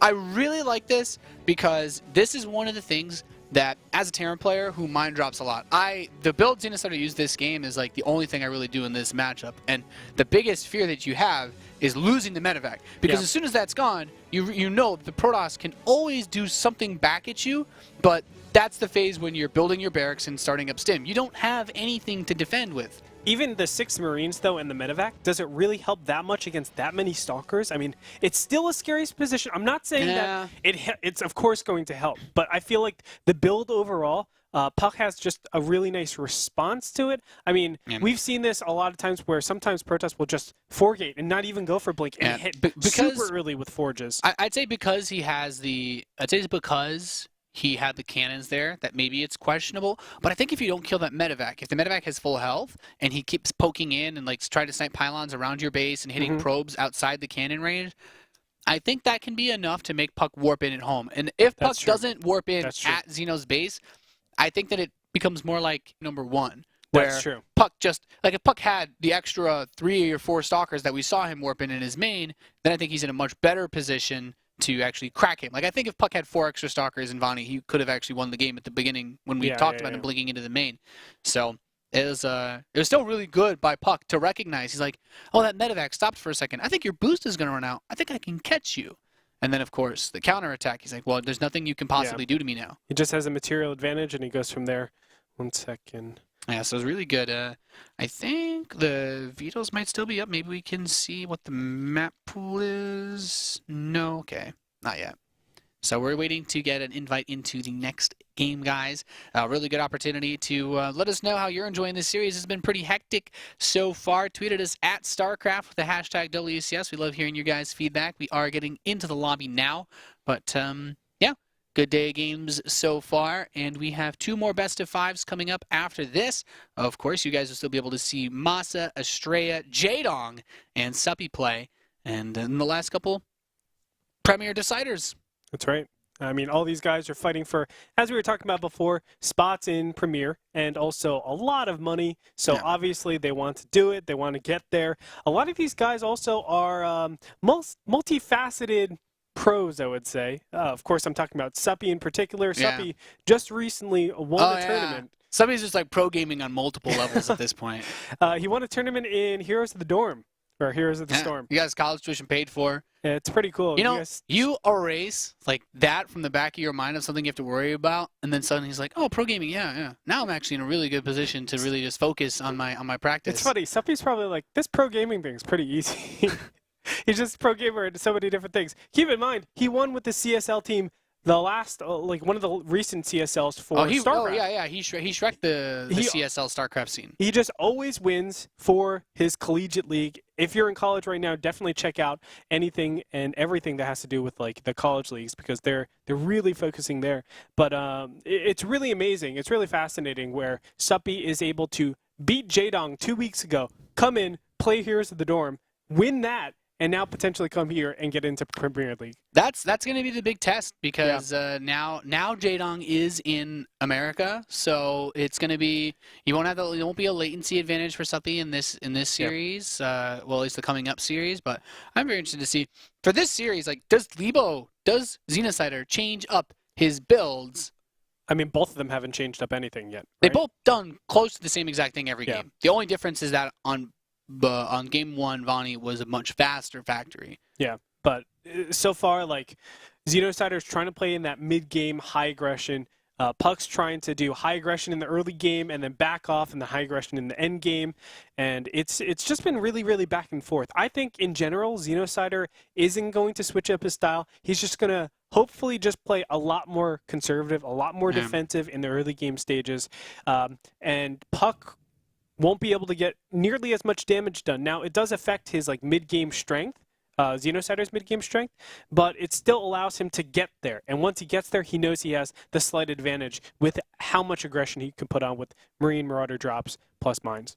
That's like Xenocider's strength, and I would argue that's a principle that a lot of other Terrans are currently basing their strategies off of, especially in the foreign scene. Bunny really likes 2-base mine drop. His mind control is something that like DeMuslim and I studied when we were watching the games that they were playing over there, and I think DeMuslim himself is someone that does it. I know Xenocider does it. Players like Marine Lord don't do it as much, but in the Korean scene, I think the 2-base mine drop has been like a staple standard for like the last couple of months. I mean, it's really good. It forces Protoss to like move off of their base for quite a long time. A lot of times it's indirect damage, so you can't really like. Well, you can compute it, but it's hard to really be in the middle of a game and be like, oh, I didn't kill probes, but I killed a lot of mining time. I guess the real idea of it, when I think about it as a Terran, if someone asks me, it's like, well, Nathan, why don't these guys open bio? Or like, why don't I play like bio with like 2 or 3 racks openings after Reaper instead of Factory? And to me, it's if you're playing with early Marines and the Protoss scouts it, then the Protoss has like usually very clear paths to defend. Like if you photon overcharge and you have a force field and they can't run by your main ramp, bio pushes generally aren't going to do much to the Protoss. But if you open Mine Drop, there's the potential, since you can bring that medevac anywhere, unless they open Phoenix and they just completely shut you down, there's always the potential that the probes aren't pulled fast enough that you can target with the Widow Mine, and there's always potential for some cash money plays. Yeah. I think so, man. I mean, there's just such game-ending damage with mind drops. I think that's what Xenocider has been favoring that. But nevertheless, game number 4 in this best of 5 series, puCK is up 2-1 over Xeno in the top left-hand corner of Cactus Valley. It is our red Protoss. Flip side tactics, puCK. And in the southeast position, the blue Terran player representing evil geniuses, he is Xenocider. You know what puCK prophesized, man? After the first game, he's like, hey, buddy, I win my matches where I lose the first map, and now I'm up 2-1. It's scary. It's scary when puCK says something like that, because he has obviously he has a lot of confidence in his play. He has a lot of confidence going into this series. We'll be interested. You know, I always think of, like, you mentioned adjustments and how these guys like change their builds and stuff like that. A lot of times you don't want to change your build mid-series. Yeah. Because you want to fall back on what you've practiced over and over and over again. Even though it's like it's gotten you to a point where you're down 1-2, it's still going to be normally the best equity in terms of how well you can do in a series. The gains that you would have in terms of how optimized the build is because of how often you do it are generally worth more than the surprise factor of something that you could potentially mess up. I do agree with you in that regard. This map being as big as it is, I'm not surprised that Xenocider is going to just say screw it and go CC first. He's picked the most macro-oriented build that he could go for. He's like, I want to get aggressive. I want to make something happen. This is a map where I wouldn't mind puCK bringing out that Stargate play that you mentioned before. No, not at all. But I think Blink is also still pretty solid on it as well. Especially for Xeno, for the openings, of course puCK would never be able to know this, but for the openings, when you go CC first, normally it's at least 2 barracks or 3 barracks that you go directly behind this. So he's going to be very bio-heavy. Now he has a lot of bio, don't get me wrong, but we've seen Xeno really like to go marine heavy. This is very unusual. This is highly unusual. Xenocider going barracks gas against Protoss. Close to unheard of. I've seen meching players do this, but I haven't seen bioing players do this. I don't think Xeno wants to mech. I think the goal of this is to just get a mind drop again. Yeah, but this is the most flimsy way that you could open against Protoss. If Xenocider, for example, if puCK, for example, had opened up with a Zealot Stalker Mothership Core, this is one of those things that you're like, oh, I want to try this on ladder, and then the other guy just like, you know, Zealot Stalker Mothership Core, you lose instantly. There's nothing you can do because your marine production isn't fast enough to actually deal with a Mothership Core. You need the 2 barracks after a CC first for a reason. Of course, like you said, there's no way puCK could just know this. Yeah. But when he sees it, it's going to be very weird. Like, if he spots this... I want to say puCK just dies, or excuse me, Xenocider just dies to 4 gates. I'm not sure when honestly, I'm not sure when this mine drop, or mine comes out in time. I think it's too late for puCK to try to do that. Like, if he... Yeah, I'll definitely give you that, though. Like, if you were to know that your opponent was the kind of guy to go CC first into factory, you could just 4-gate him. Yeah. Like a regular CC first can hold it because you have 2 barracks, you have a lot of Marines, but you don't have. You have nothing. Isn't that the beauty though of like a best of series? Like he's saying, okay, how often does puCK really 4-gate this build is so out of left field that I don't think there's any Protoss that could play against someone and think I'm probably going to go up against this build. Like, no, this is very, very unusual.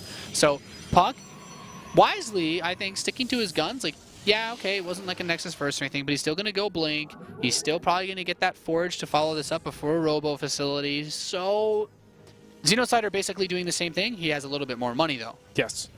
The tech is delayed a lot more than usual, though, but you know it's all looking very similar to what we've seen before. Now, I do want to mention one thing. When I see a command center first as Protoss, I'm never ever thinking that they're doing this type of build. So we might be in a situation where puCK goes up for a lot of a lot of gateways, doesn't get the Forge, trying to be a little bit abusive, and then just straight up does not have the material to deal, or the vision to deal with the upcoming there is no Forge yet on the map. And puCK might be thinking to himself, well, if you're going regular CC first, then you're probably gonna be pokeable with Blink Stalkers. Yep. And maybe that's true, but still, he doesn't have anything that can actually deal with the Widow Mines. Oh, it is scary, man. And he will have 2 Widow Mines. Do we see a Forge coming up anytime soon? No, we do not. No, he's just going up to 3 gates. He has nothing else. Taking a 3rd base. 3rd Nexus. So this is... It's not necessarily bad. No, not at all. I actually like it a lot. I mean, considering how the series panned out There's so the Robo. Okay, so he's what, 70? No, he's closer to 90 seconds away from having an Yeah. observer on the map. It's about 85 seconds if he chrono boosts. So what it really comes down to is if he sees it, and when he sees it, I don't think he's going to spot it, but it's also taken a long way around. It's not going directly over there, so that buys puck some time. It just matters, I guess, most like where his units are, because the third base won't have enough probes on it to be worth mine dropping, right? So he wants to hit the main base. So if puck saves that and doesn't lose a lot of workers, he's just way ahead because Stim is coming in so late that Xeno could not possibly punish this third. It's actually not possible for Xeno to punish this third except for killing probes with the Widow Mines. Wow, check this out. Raven popping out for Xeno. Like, this is really, really crazy stuff. Yeah, this pylon spots this, and maybe he sees the third Nexus, but I think it's more important that puck sees Photon? what's coming on. He needs to get away. The Mothership Core was in the natural. The first observer's on the way. Oh, mines burrowing. Wow. Nope. Okay, two All right, probes. both dead and just 2 probes. This is phenomenal for puck. This is the ideal scenario because Stim is just now starting. Like I said, Xenocider, he cannot punish this whatsoever. Oh my god, he just lifted off. He did it. He just canceled his Stim. Now it's starting again. Oh. He just delayed it by like 20 seconds. No. I'm so sorry, Xenocider. He talked about it in the heart. last game. We jinxed him. We jinxed him, man. My Terran heart hurts right now. I can't wait to... Did he clear out that Widow Mine in the main base?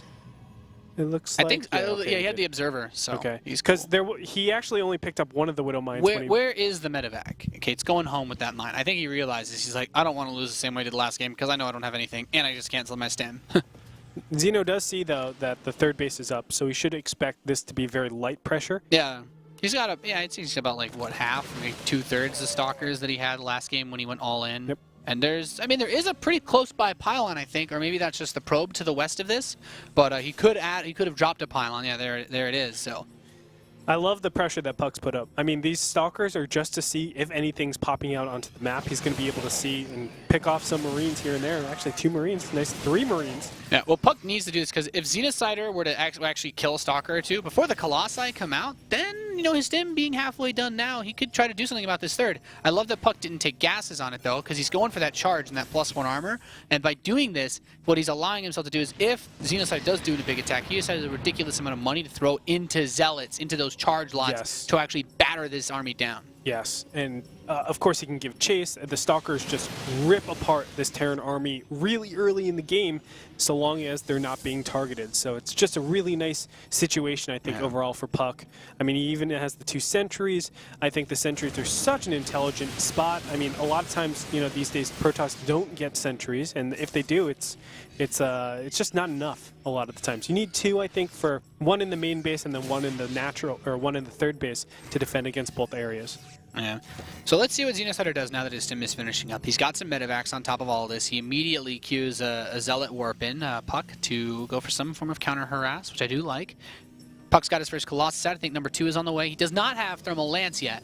This is the one phase where puck will still be vulnerable because that's a lot of bio. Yep. He needs to overcharge this Nexus immediately. Puck doesn't need too much. He just needs time. And then I think then as this base pays itself off, puck is going to be, well, a rich boy. Yes, he will. I mean, it all comes down to this one attack, and this Raven is actually really strong too. I'm really, really interested to see what happens with this Raven.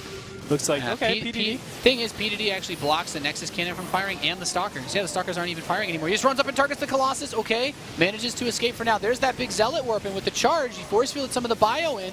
I mean, if he can defend this third base, I think puck's just in a fantastic position. Thermal Lance is so close, but it's not ready yet. The Zealots are not in position. The Stalkers taking a lot of damage. Third Nexus does go down. He could try to immediately rebuild it, but he has to spend so many more resources defending. Nice pickoff by Xenocider. Meanwhile, third base blocked by puck though, so he's still doing something. He got a lot of money off that third, I'd say.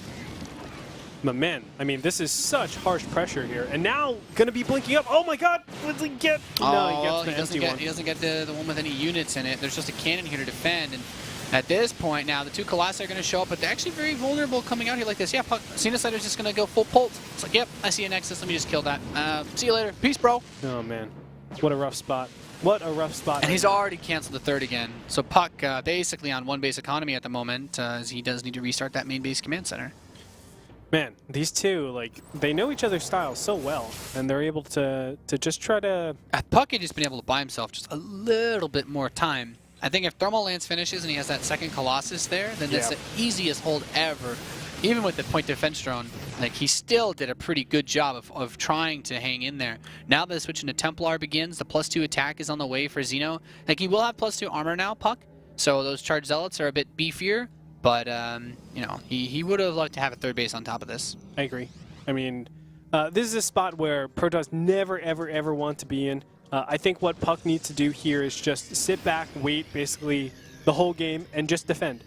If he tries to ever push out or do counterattacks, he's going to be in a spot where he's just behind economically. Just wait until you get your main up, wait until you get your third up. Hopefully he makes a big like medevac drop mistake. And right now, it looks like it could happen. It really does, because we have a huge slew of medevacs. No. I mean, there's a bunch of stalkers that are also watching this, right? So I imagine that Xenocider is going to turn his sights on the third base again. He's going to drop on top of the Colossus. Oh, boy. There's the Guardian Shield. Oh, yeah. Both full armies coming in. Absolutely everything drops on top of the Colossus. He's trying to run away. One picked off. Two. Number three, all just barely escaping. But, I mean, he's going to chase it down. It's got like 10 health. Yeah, not a good spot. Time war. Manor Meal already dropped by Xenocider as he's pushing in. puCK loses all his Colossi. I don't think he can be stopped now. I don't think so. GG. Xenocider ties the series up 2-2. puCK, you know, based on the way that game opened up, it's like Xenocider had more money than he normally would with an attack like that because of the command center first, and he started his third command center afterwards. But really, I'm trying to think about how puCK could have actually tried to buy himself time. It's tough. I think I'm not sure. You might have to go.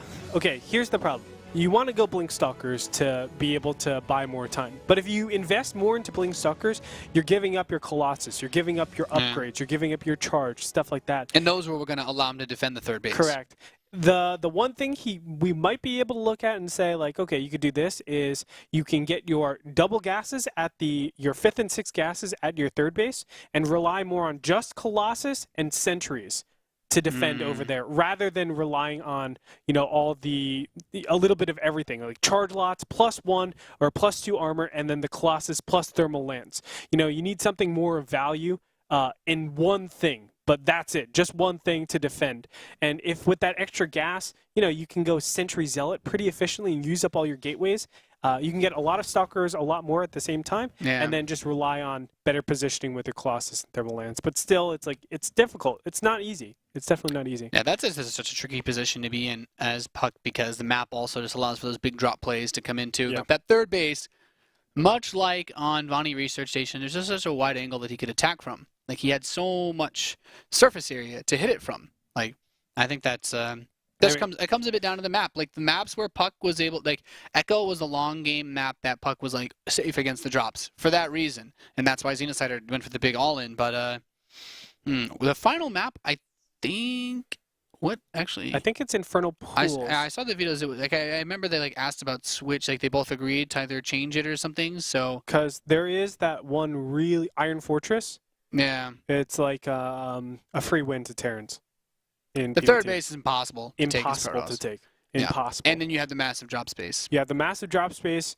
The SEVs are closer to the third base, so it makes pulling the boys a lot more efficient. Like, there's just so many things that Terran can do on Iron Fortress. It's a free win. You don't choose it. You veto that as soon as possible. Yeah, I don't think Protoss wants to play on that. I mean, you don't want to play on Infernal Pools either, but now it's you've gotten to map 5, so you have to play. Exactly. So that means one of these guys also vetoed Expedition Lost. The Terran Probably has Xenocider. yeah. If I open up Xenocider definitely. Xeno definitely spent his one veto on Expedition Lost. I wouldn't want to play that map versus Protoss. Do you know what's good on Infernal Pools though? What? Playing Stalkers.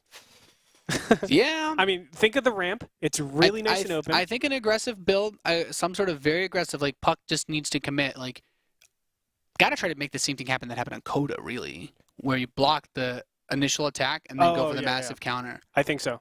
Yeah. I think you have to do something like that. Take advantage of the really big ramp, be able to blink Stalker up and down, and realize that, you know, Xenocider for the most part has been going mines the whole time. He's mine dropped every game. Let's just cannon up and do heavy pressure, knowing that our blink Stalker micro is, you know, obscenely good in all of North America. Pretty much. This is a really good series, man. Yeah, this has been. I thought this was going to be like one of the primary series of the day. This has been so far really, really good. It's lived up to the expectations that I had. I'm very impressed by puCK's play, but I'm equally impressed by Xenocider's just tenacity to either flop on like the mine drop and get that aggression in, or get those big drops like He's got on moxie, man. Yeah, because I don't think that Xenocider was in a position in either game where he was like, yeah, I can just fight everything head to head. But he's been making it work with the drops. Yeah, very much so. I mean, I love everything that these two guys have been doing. Very interesting locations, spawning locations for both these players, but we're going to find out as we head into our first game, or our fifth game, rather, in the bottom left-hand side. As the red Protoss, it is our very own puCK. Yeah, and his opponent spawning in the northeast position, the blue Terran, the youngin, is Xenocider. Match point. It all comes down to this, man. As you said, match point. Not only that, this is their third best of series in the last 2 months. So this is the rubber match. They're 1-1 apiece in series too. This decides everything. Exactly, like bragging rights, everything. These guys have a rivalry, definitely in the North American scene. You know what I'd like to see? I'd love to see Xenocider do like a gas first mine drop.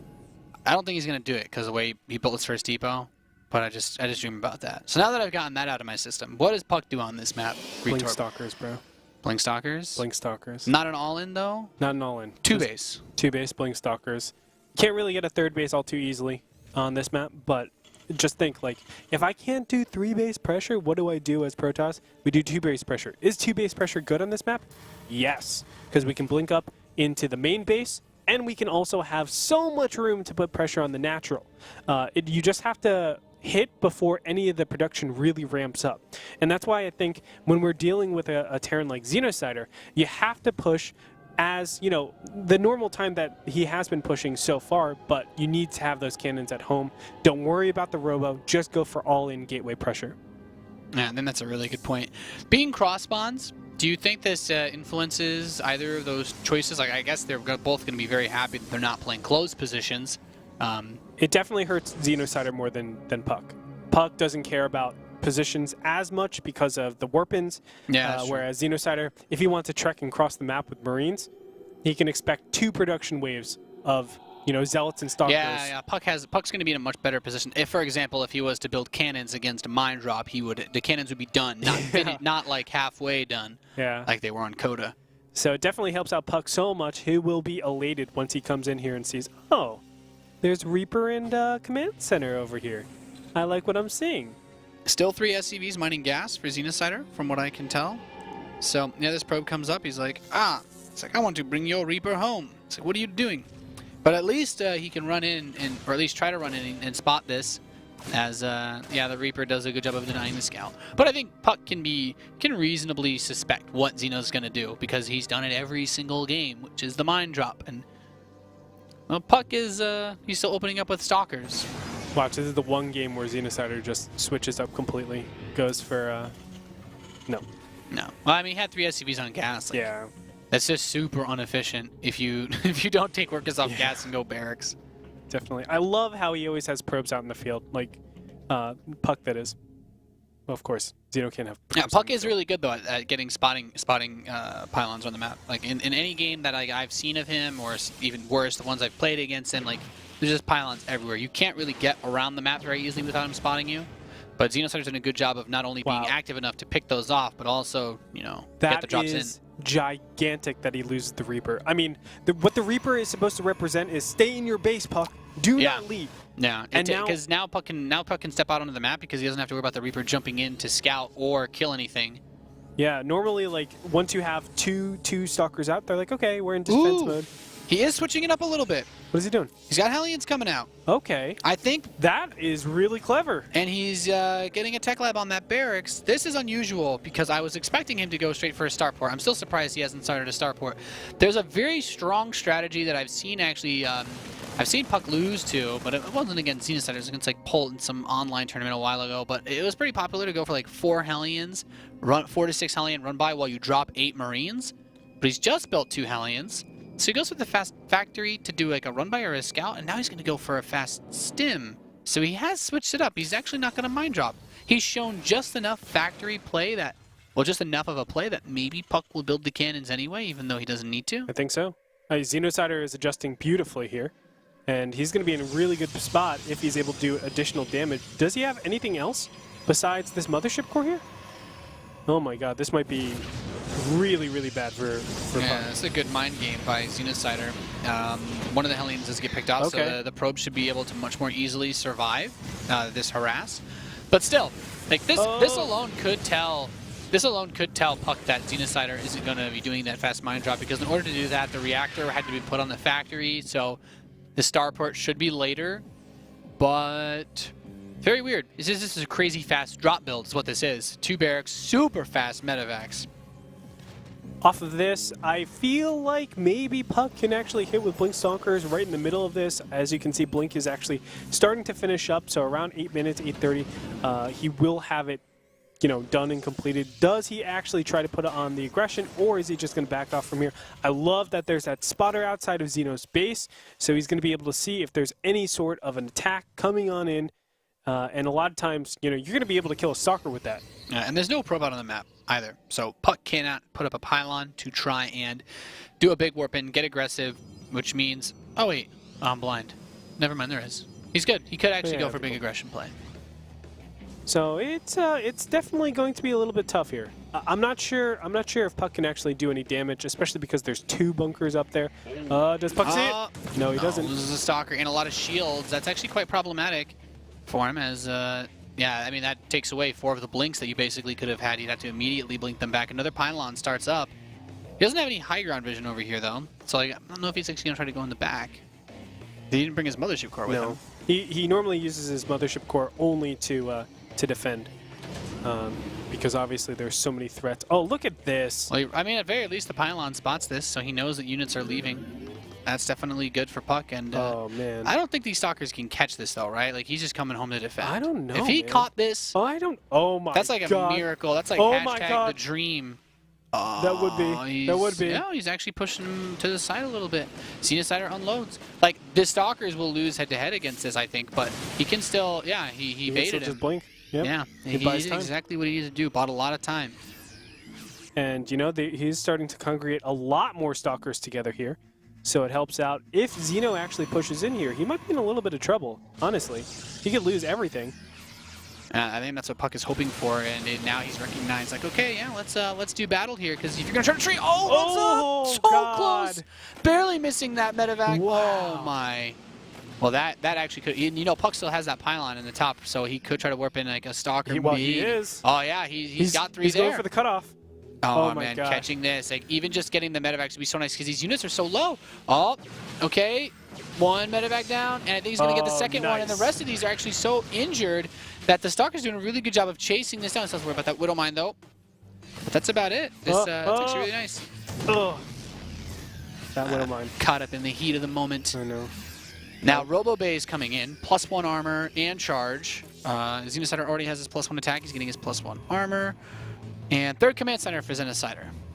Yeah, still nothing for puCK just yet.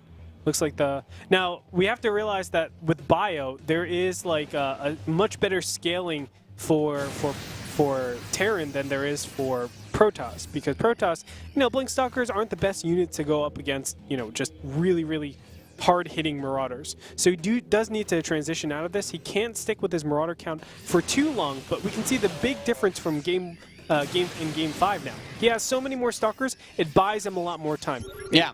And he's like focusing down Marauders and then blinking away, and he's forcing out a lot of stims too. Like this is all he really needs to do. Like there he goes, just killed another Marauder, backs off, didn't lose the Stalker.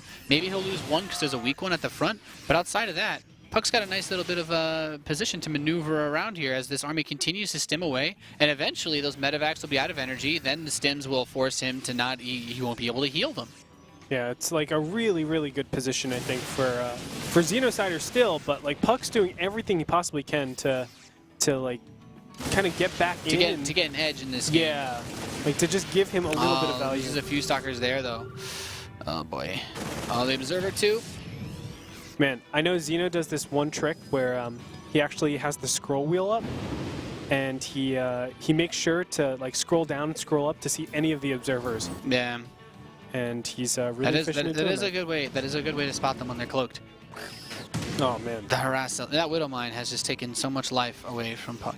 puCK does have a lot of zealots though. Like he is well enough set up that I think he can defend a big drop in his main and his natural at the same time with all the stalkers in the main, as long as he can prevent the units from loading.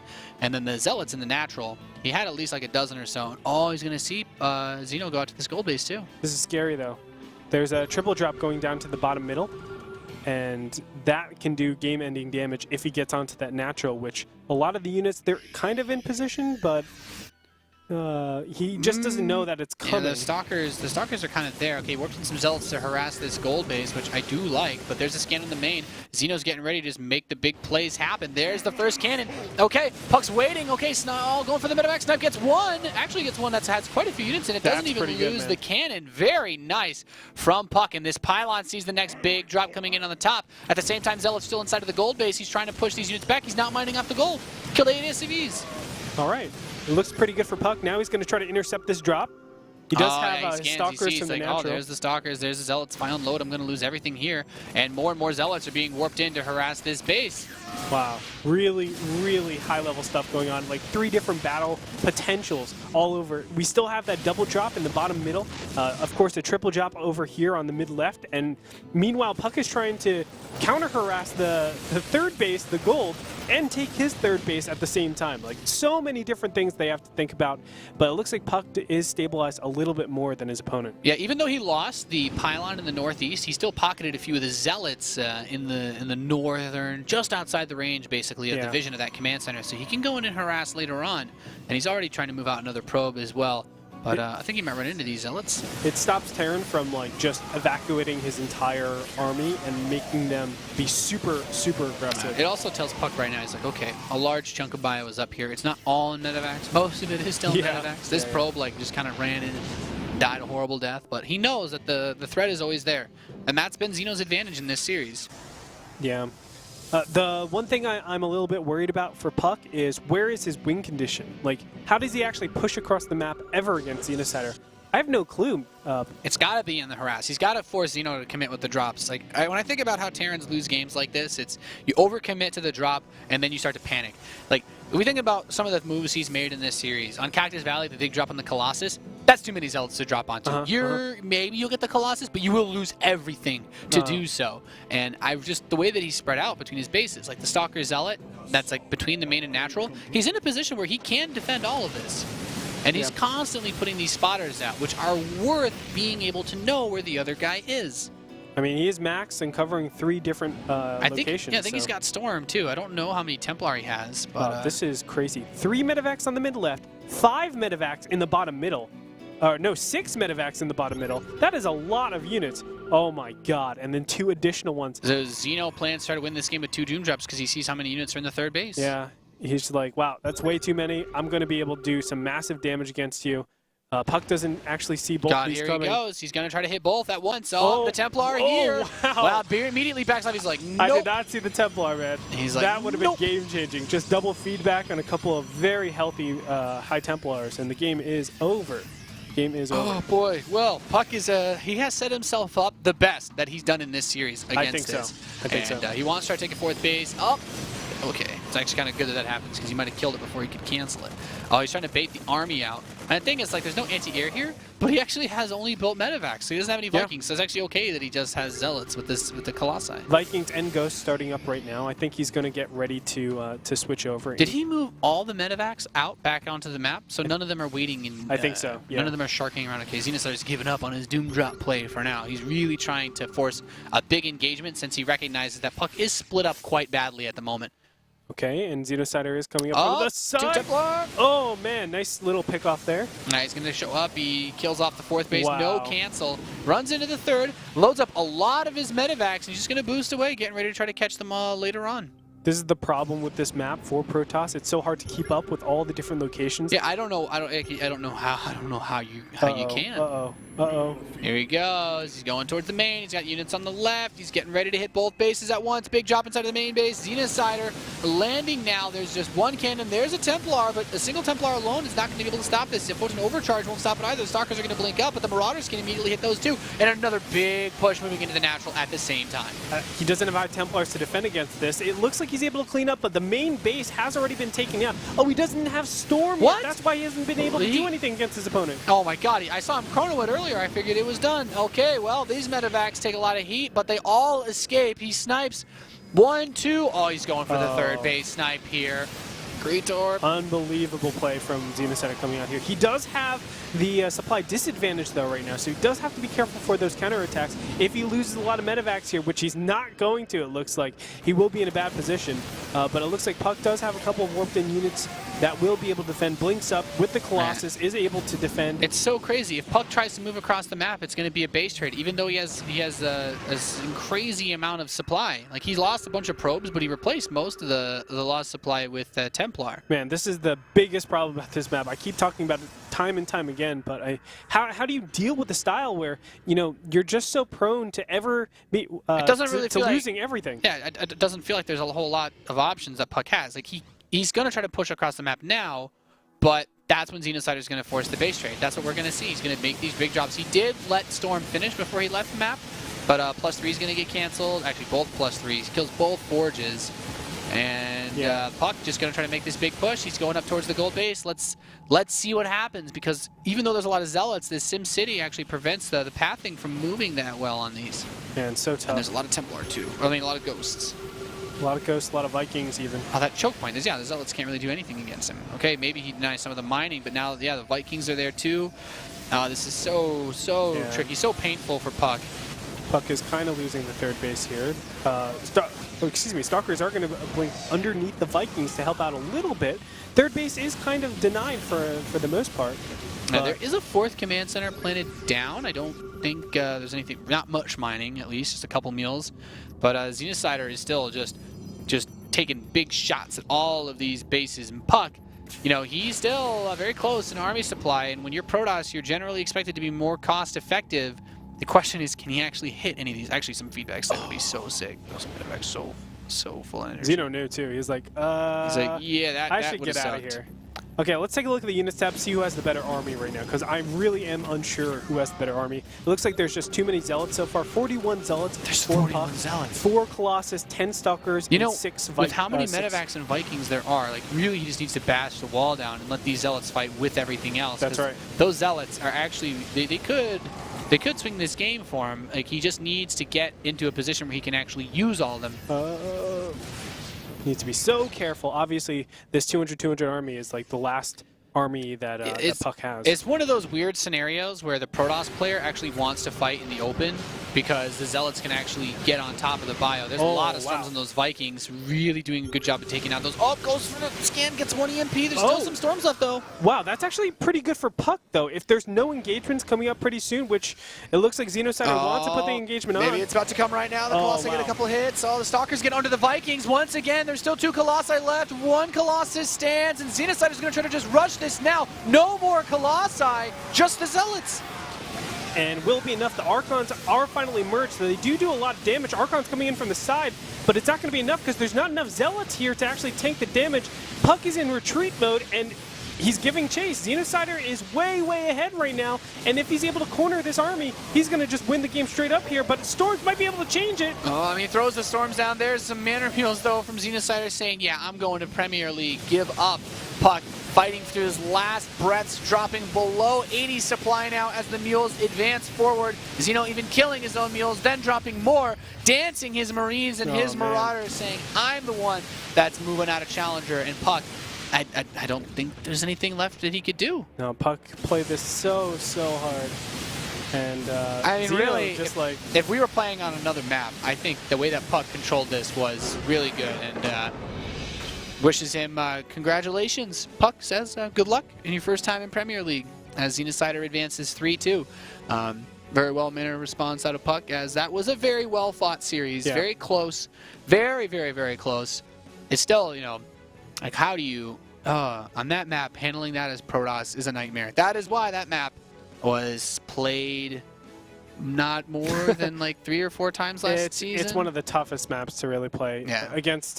Well, I mean, ZVT, it's good for Zerg. TVZ, it's good, or TVP, it's good for Terran, and then PVZ, it's good for Zerg. So it's like, It's so one-sided, I think, a lot of the times on that map. Yeah, that no one wants to really play it. And you have to be so tricky if you want to play that map as Protoss, because a lot of times, like, use your gold base. Try to do like 2 base all-ins off of that. I've seen like double assimilators into a fast nexus to try to mind game and fake a 1 base, but you get the gold base to like kind of make up for it. Yeah, it's just so crazy because as puck, like, you have to ask yourself, like, what can you really do at some points? Your Xenocider's got 6 medevacs waiting outside, 6 full medevacs waiting outside your main, 6 full medevacs waiting outside your natural. It's like, yes, try to do anything, and I'm going to drop, 100 supply all over you instantly. 100. It's unreal. I haven't seen Doom drops that brutal in PvT, man. Normally it's just like 2 medevacs, 3 medevacs, Yeah. but Or no, at least Xenocider. it's like, he puts 5 medevacs in one place. Yeah. But it's not like 6 from one side, 6 from the other. It's really insane what Xenocider did in that game. And if you notice, Xenocider has that honed aggression that we've seen time and time again. He has the ability to just see an opening. At that game in particular, it was the Zealots and the Colossus on the low ground, and he's like, okay, I'm going to go for the main and the natural, kill both your next side, and just be ahead. Yeah, very well played by Xenocider. As we can see, he will advance with Violet today to Premier League. We have 2 more best of 5s remaining. Estrella playing against Masa. That'll be our next series, and then we're going to wrap things up with Suppy versus Jadong. Already a really good day of games here, Greetorp, and well, I want to big thanks for all of you that have been hitting us up on Twitter with the hashtag WCS, tweeting at us at StarCraft. And we are very excited to see what you guys had to say about these coming up 2 best of 5s. We'll be right back after this short commercial break with Masa versus Estrella. You're watching the World Championship Series North American Challenger. We'll be right back.